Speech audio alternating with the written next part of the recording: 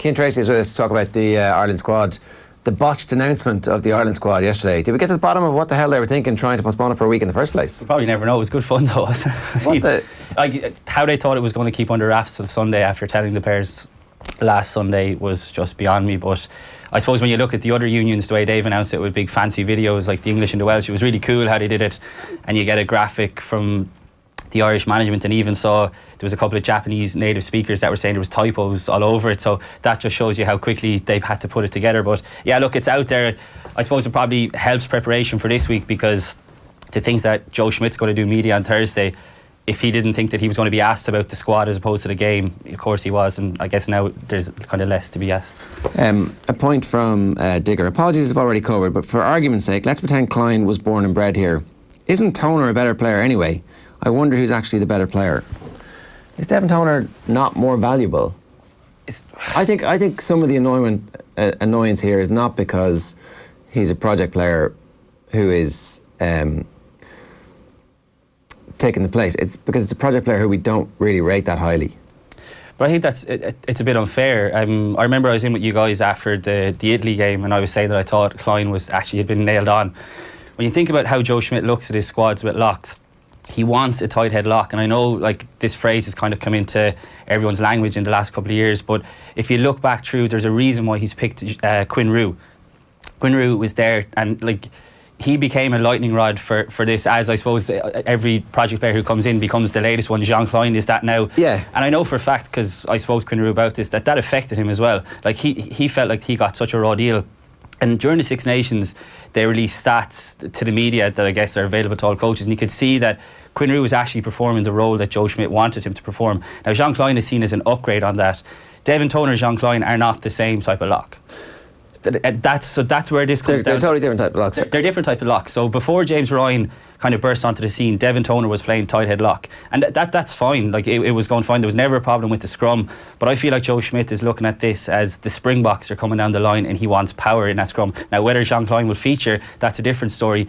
But it's actually Tadhg Beirne is the one I think who's got in there. It's not necessarily. Obviously, Klein has benefited from Toner not being in, but they're not necessarily going head-to-head for a place. After the Italy game, when I was saying that I felt Klein would get in, it was at the expense of Tadhg Beirne. I didn't think that it would be Toner that would be dropped. So when you think of the four locks that are in the squad now, your starting pair are going to be James Ryan and Iain Henderson. Behind James Ryan, it's going to be Jean Klein. Henderson is the tight head. No, James Ryan is the tight head in that. So it's similar to what Paul O'Connell did. Your tight head is normally a bigger, bulkier player, but I guess when you're a freak of an athlete like James Ryan is, like Paul O'Connell was, they're able to do both.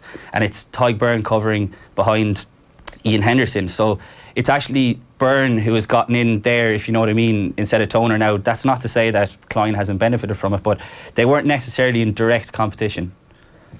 Okay. Because yeah, that was the thing that definitely struck me when he did mention he put the emphasis on tight head. This was not just a battle of second rows, full stop. And it seems that, like I was saying earlier on, for Russia and Samoa, he's straight away seeing Beirne and Klein, and he's mentioned their relationship in Munster as well. That's exactly what it is. And like I don't know what goes on in a scrum. I mean, I'm not going to pretend I do, but like from listening to what everyone says, like this is very important, and the evidence suggests that Schmidt puts huge value in that.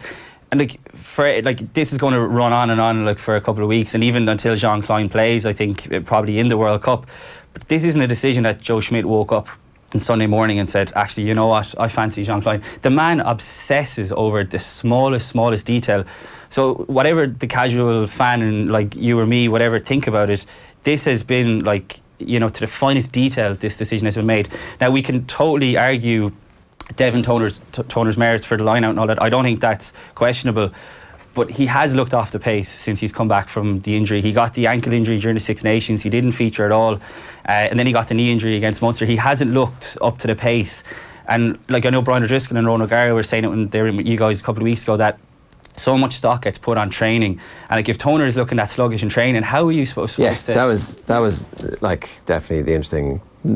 They were definitely saying we see the games, they're one small piece of. Klein has apparently gone in there and fit in really well, and we always call for Joe Schmidt to be a little bit more free in his selections. He's doing it here, and people are jumping on Klein's case, and I do feel sorry for him, because like the project player rule, okay, it's gone to 5 years and it's never sat well with me either, but this is a guy who's playing by the rules. like I mentioned, Quinn it was similar, and he came in and he got, Tell us about that, will you? Because you said that you talked to him and he said it had an impact. I mean, I actually thought he got an okay time of it, really. His big games happened on tour, right? When he got the big... But even during the Six Nations he played, and like people were like, why is this guy playing? And like it was just that, like I said, the stats that became available to us were really eye-opening, because you could see what these guys are doing, and it's why Joe Schmidt picks them. And it's the unglamorous stuff, like the amount of rucks you've hit, the speed at which you've got there, like were you the first man there, were you the second man there, the real boring stuff that no one really cares about, but it's so important to generate quick ball, and that's why he's there. Sean Klein was seen as an upgrade to Quinn Roux. But yeah, Quinn Roux said that, like he moved over here with his wife, bit different to Sean Klein, he moved over here on his own. They've set up shop here in Galway. Like, I mean, he bought into the whole thing. Sean Klein said it as well. When he was first, like, and make no mistake about it, when the IRFU went to Sean Klein, it was with a view to feature in the World Cup for this exact reason. They're the rules, they're playing by the rules, but he has 100% bought into this over here. It's not like a Ben Teo situation where he's like, I'll come over, but if the Springboks, get back onto me, while he was a good bit down the pecking order, that was never on the cards. He'd said that, this is what he wanted to do. So yeah, like Klein is looked at as an upgrade to Quinn Roux, and this is what Joe Schmidt wants with his lock. So it is the IRFU who go. It wasn't Munster who make those appearances. No. It's David Nucifora. Yeah, who are looking through the Irish squad and say, in 4 years' time, 3 years' time, where are we short here? So I mean, you look at, they went and got like Reece Marshall, and you look at the James Lowe. And like, it's something I actually spoke to CJ Stander about just at Christmas as well, and he was saying the amount of abuse that he got, and it was kind of with a view to Klein coming into the squad, and he was like, he's going to get the same as what I got now, because it seems like the next one off the block just gets the same treatment, and they're playing by the rules. So like, this time next year, James Lowe is certainly going to play for Ireland without question. Will he get the same sort of treatment? But he's a flashier player, so people can see what he does. He beats players, he scores tries for fun, he's great to watch. He's not Sean Klein who's hitting ruck, so a little bit of double standards. And like, this is I felt Klein went out of the game against Leinster that time. He played a brilliant first half, but then Leinster started to dominate, and the stuff that you would expect your enforcer to be enforcing 100% didn't happen. 100%, and that's where I think you can have an actual debate about his merits on, has he actually shown enough form? Because like I said, after the Italy game, I thought he was a shoo-in, but that was before Twickenham happened, and while everyone was particularly bad, he was anonymous against, really powerful locks. Yeah, so the one thing you're getting into the team to do, you're not capable to, and exactly. I think that's the bit that like rankles with people. Changes this from, I think if James Lowe gets in the team, everybody's going to see. If Tyler Blaindahl was in the team, he'd be an out half, and everybody would go, okay, like, you're clearly better than whoever you've beaten out to get there, because obviously now he'd need to be in Munster's team for a long time and playing really well. But with this,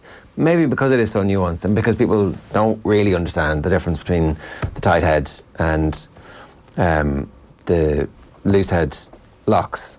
Like, the other thing is, why are we turning James Ryan into that player when we want him to be calling our lineouts?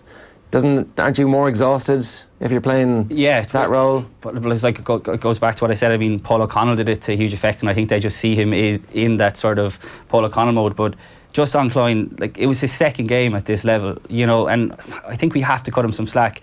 He was the fall guy for a lot of what went wrong, but Iain Henderson was the one calling that line out. Now, that's another thing, he's not a line out jumper because he's so big and heavy, so it limits what you can do within the line out. But it's like you said, Owen, he's been looked at for the Samoa game. And also, so much was made of Felix Jones going into the Springbok setup. You've got a South African here who knows, South Africa quite well. And you saw it in Joe Schmidt's reaction last week when he was asked about the Felix Jones thing. South Africa is playing on his mind hugely, and like, I wouldn't be surprised if South Africa end up beating the All Blacks in the first game and Ireland end up playing the All Blacks, but you can tell he's already having sleepless nights about this, and I think that's why your Rhys Ruddock as well, it's clear that he wants a power game in Japan, and like I said, we've criticised him in the past for being too rigid in what he picks, and he goes away from it now, and I think it's a really exciting squad. Like, that's the thing that I think has gotten lost in all this. We tend to focus on the guys who aren't there, and I was guilty of it in today's paper, Will Addison, but when you look at that 31 squad, that is a pretty good squad. I'm delighted that Conway's going. I think that he's far too old to be considered a World Cup bolter, far too seasoned at this stage, but like, could actually be a World Cup bolter, somebody who by the end of the group stages is in our team on choice, on merit, and in any one of a number of positions. Yeah, and again, it goes back to Joe Schmidt picking on form. I mean, I think Conway was the one who kind of clouded the picture a little bit for that back three, because I think, like he said yesterday, Addison's comeback sort of came too late. But I think if Addison had got another game under his belt, he could well have been that sort of auxiliary. You know, he can play in the centre, out half, and the back three. But Conway's form was too good to ignore. He was brilliant for Munster last season. I know we haven't really seen him much at full back, but I think he'd be a quality option there as well. So there's a lot to be excited about. But I suppose you're almost recency biased that, like, I thought Addison did so well at the weekend, and like back during the season, I know he was playing centre most of the time for Ulster, but I thought he was a genuine contender, that he could have rivaled Rob Kearney to be Ireland's full back at this World Cup. And I think what went against him, obviously he'd only played 2 games all year for Ulster, both in January, the Champions Cup, before he got the back injury in Ireland training. You know, when you have doubts over Carberry, Earl, Sexton, like Henshaw hasn't played, it's a lot of backs with very little game time. And I think if you were to throw Addison in there as well, it was just a risk that he wasn't worth taking. But for me, I think he just adds so much value, and I'm surprised he didn't kind of try and find a way. But I'm not sure how you do it. I think Chris Farrell will probably be breathing a sigh of relief, but it goes back to the power game. Yeah, exactly. And South Africa. Like, I mean, the Addison thing and the John Klein thing are interesting to look at in tandem, because John Klein, when he comes in, it's like the 3-year residency rule. It was off to a T. This is a Joe Schmidt guy who wanted him in his Joe Schmidt squad for this year's World Cup. But the same could go for Will Addison. Like, by all accounts, Schmidt was quite persuasive when it came to telling him to come play for Ulster, because he's within the country and he would be available for Ireland. Yeah, it goes back to my earlier point. I think less of a deal is made with the flashy backs, because Addison, you know, is such a skillful runner. He's unbelievably calm on the ball, and people can see what he's doing. And then I think when you get guys like Jean Klein and Quinn Roux, people are like, oh my God, like what is this guy actually doing here? But like, it's incredibly harsh on Devin Toner. But if we're saying that John Klein wasn't great in that Twickenham game, I'm not sure what we've seen from Devin Toner in this pre-season either that would suggest that he should have been issuing, apart from the security that he gives you in the line-out. But like, this has been on the cards for a while. Like, even in the last few weeks, it's been mentioned to me, and like, to be honest, I didn't really take much notice. I was like, there's no way that Devin Toner is not going to the World Cup. And then Sunday evening, the rumours are starting to get stronger, and you're like, whoa, this could actually happen. But the preferred second row partnership has been Henderson and Ryan. And like, it seems like it's obviously such a strange time to do it, because after the last World Cup, when Paul O'Connell retired, it was like a natural evolution after the World Cup cycle. Now you have a guy like Iain Henderson, who for me is still trying to find his best form. Like 4 years ago, you would have said this World Cup is made for Iain Henderson. He's going to be like a world star. Like, he's kind of struggled for a bit of form, and now you're putting him into a massive situation where you're saying, okay, you're now our main line-out caller. I know, James Ryan's going to call the line-outs, no? No, Iain Henderson will be the line-out caller. What? Yeah. You're asking James Ryan to do too much then. Well, which then put him in the team alongside somebody else, no? No, Henderson is a line-out caller. But he called the line-out terribly. Yeah, but he did it again against Wales, and it was interesting. Joe Schmidt said it was going to be a shared responsibility, but it ended up being Henderson. Just Henderson? Yeah, it would look like to me it was Henderson calling the line-out. So it's not Peter Manny? No. Now, Peter Manny would have his say as well, but Henderson is going to be Ireland's line-out caller at the World Cup, which again is a big responsibility for him. But this is what they want from him. They're taking him out of his comfort zone, but you'd wonder, is it the right time to be doing it? And even after the Twickenham debacle, there was a massive meeting on the Sunday with the players. There was no organised team meeting. Who was the man leading that? It's Devin Toner. You know, so it's just, I don't know how it will mess with the guys like Peter O'Mahony, Henderson, the 3 hookers who, let's be fair, the 3 hookers, they all have their issues with throwing. And when you don't have that guy there, and even in the opposition, when they don't see an almost 7-foot lock there, it changes the dynamic of Ireland's line-out. You're still shocked about Henderson, are you? Yeah, I thought that was like a one-off that they were, and it failed so spectacularly that, like, well, it was like Robbie Henshaw playing full back. James Ryan has done it bits and pieces. I think his first game that he did it was, he did it against Wales in the Six Nations, and then he did it for Leinster against Toulouse. But like, calling a line out again, it's like, it's only something I know about from talking to people who've actually done it, like your Malcolm Kelly, Paul O'Connell. It takes years to actually perfect it, you know. But Henderson has been doing it for the last couple of years, along with Toner. So he's been learning from Toner for when this moment arrives. But yeah, Henderson is your man for calling your line-outs now, which is huge pressure on him because he needs to find it. Does Henderson not have the bulk to play tight headlock? For me, Henderson has actually looked like he's slimmed down a lot. I don't know if you guys have noticed it. He looks much more lean, and I would imagine that that's with a view to because remember when he first broke on the scene, he was this back row and he was just all this powerful guy. It seems like he's been put on a different programme now where he is on the loose head, and I think that's where they see him because James Ryan is seen as the tight head. Right, and so James Ryan won't end up being our line-out caller as well, or is that like down the line? If it goes, if it's a disaster again, they have to change it, but I think we're probably going to see the two of them starting this weekend again with Henderson against a much better Welsh line-out. And why is it not a back row calling it, who actually is kind of at the back of the line-out watching everything happen, as opposed to somebody in the middle of it going, what's happening behind me there? Okay, I'm just going to call it to myself at the front because I don't know what the hell's going back there. Yeah, I'm not sure. I mean, Peter O'Mahony doesn't call it at Munster either. Tyke Byrne came in for his first season and he called the line-out. So he's another guy who's actually probably got more experience, because Henderson does it at Ulster as well.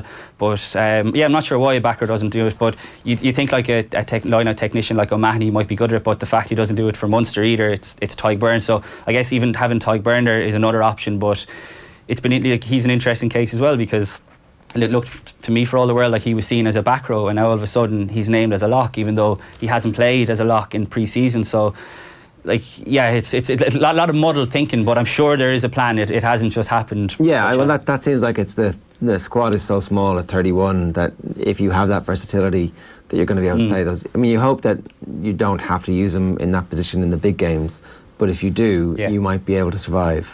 It does seem that he has thought about the very worst case situation and all of that. He's thinking like, who would be our third or fourth choice wing, for example. Like, I mean, the idea of Gary Ringrose out there, or Joey Carberry playing 9 or whatever it may be, that it seems that he's kind of gone through every single potential eventuality based on what happened in 2015 and come up with this squad to answer this. This is not just about next man up. This is about third or fourth man up. Exactly. He's still scarred from that Argentina game and the players he was missing. But that's what, like I was saying, like there's a lot to like about this squad, and naturally we focus on the guys who are missing. But like Jerry, you mentioned Andrew Conway. Here's a guy who's playing out of his skin. He's getting picked on form.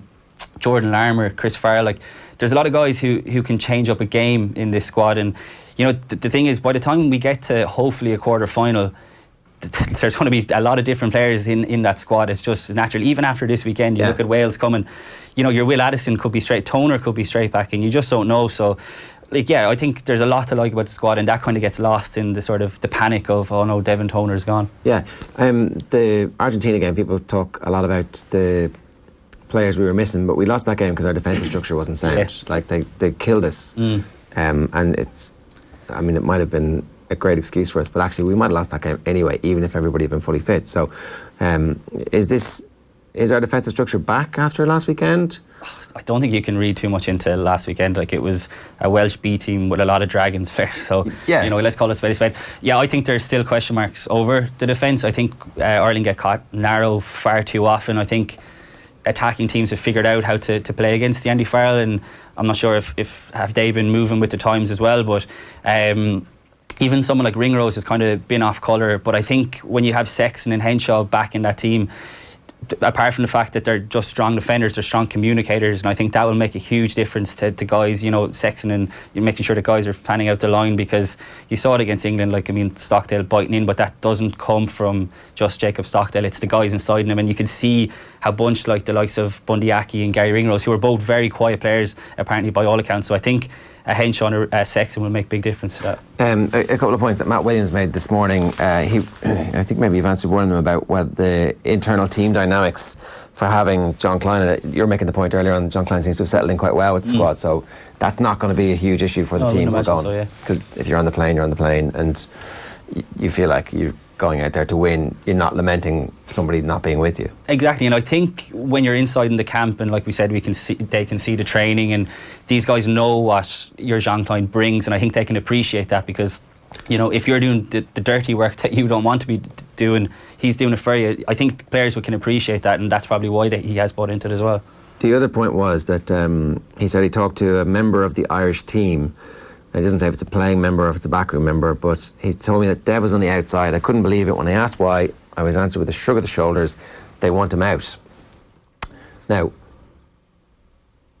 maybe that's right, and it kind of tallies a little bit with what you were saying, that they wanted somebody who was going to be an upgrade on him in that role. They felt that Quinn Roux wasn't. They'd tried him. Toner's ahead of him, but they felt that maybe John Klein could be. Yeah, exactly, and like, it goes back to the point about Toner has struggled this season. I think And the thing about him, he's a bit like Jamie Heaslip in that he had never really had any injuries, and now all of a sudden he's got an injury and it's really slowed him down. But I think if you'd seen Toner come back and he'd played out of his skin, I don't think this would have been as much of a debate. But I think when you're picking a guy to do a certain role and he's looking off the pace, like when he came off the bench last week, you know, he was slow to get things in. Even he was probably like a bit fortunate that he wasn't sighted either, you know. And these kind of things are the things that would play in Joe Schmidt's mind, I think, as well, that if you're not kind of ready up there, you're actually going to be ready when it comes to Japan. So yeah, it's really unfortunate for him to be dropped at this late stage, because I wouldn't imagine he probably saw it coming. But like I said, there has been whispers behind the scenes that this has been part of the plan, and I guess you have to trust that this is going to be the right plan. But if that line out goes badly against Scotland, or even this weekend, the pressure is just going to be enormous. When he plays with Ryan, obviously Ryan is the tight headlock, but when he plays with Henderson, who's the tight headlock in that instance? It would be Toner. It would be Toner. Yeah. Okay. So Toner used to do it until Ryan came along. So and then it he would be shifted Toner, over. yeah. And yeah, exactly. But since Ryan has come along, Toner has gone back into the loose. But he could obviously still go back to the tight. But obviously they don't feel like he can do a good enough job there. But Ireland scrum has never struggled with Devin Toner on the tight. That's kind of the point, I guess. Yeah. So look, maybe he does make it out there. Who knows? It's 7.5 weeks until the quarter final, and so many players are going to get injured in the meantime. So loads could happen. Just from the way the squad was named, is there anything else? Like Jack Carty obviously managed to play his way in. He got his audition against the Wales B team. Poor Ross Byrne gets his against the England A team. It's like, well, you know, was that all of that behind that, or was there more? Look, I mean, Ross Byrne wasn't in the Six Nations squad either. So, I mean, again, this was obviously Joe Schmidt's plan, you know, that Carty would be the third choice. And it's a great story, I think. I mean, the guy only got capped at 26. He turned 27 at the weekend. Very much a late bloomer. And I think he's benefited so much from Andy Friend, I think, coming in, who's just given him that licence to play. And, you know, and I think fair play to Joe Schmidt again for picking him, because, you know, when he kind of came on the scene during the Six Nations, people were like, there's no way he'll go to the World Cup because he's too fast and loose and he doesn't fit into that game plan, which, in fairness, Ross Byrne will do what you tell him. Carty could take a chip over the top, you know, he's got to turn the pace. So I think it's exciting. I guess mentioned Rhys Ruddock getting in is pretty big. I think Jordy Murphy will be devastated because, you know, he upped sticks and went to Ulster, and I actually feel very sorry for him because he'd such a brilliant season for Ulster because he was playing open side in number 7, but he hasn't really gotten a chance for Ireland because he's seen as this jack of all trades, and that's harsh enough because he keeps being put at number 8, and number 8 is such a specialised position as well. Even controlling the ball at the back, the base of the scrum is such a, you know, an unheralded skill, and he's been asked to do that despite the fact that he's playing out of his skin in number 7. So I think when he saw O'Brien and Levy were down, he's like, okay, this is my chance. I moved to Ulster. I think it's pretty harsh, but again, Joe Schmidt clearly wants the power. Yeah, I mean, if he hadn't moved, he would have played 7 all year for Leinster, and they would have reached the Champions Cup final, and he would have been showcasing his talents as a 7, right? Well, it's like what happened in Bilbao when he ended up starting in the Champions Cup final, and he wins the Champions Cup, and then he's all of a sudden off to now.